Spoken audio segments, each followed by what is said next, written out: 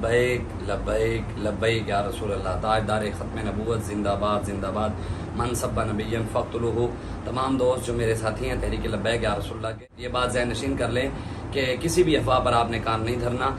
मरकज़ के हुक्म पर आपने चलना है, मरकज़ जो कहे उसके पीछे चलना है। मरकज़ का ये हुक्म है कि सारे दोस्त अपने कायद के इस्तिकबाल के लिए जामा मस्जिद रहमतुल लिल आलमीन मरकज़ जितनी जल्दी हो सकता है सारे दोस्त जितने भी पूरे पाकिस्तान में जितने भी हैं, जनूबी पंजाब में, बहावलपुर में, बहावल नगर में, हमारे रहीम यार खान के जितने भी दोस्त हैं, सारे अहदेदार जितने हमारे हैं, सबको है कि अपने कारकुनान समेत अपने कायद के इस्तिकबाल के लिए आएँ।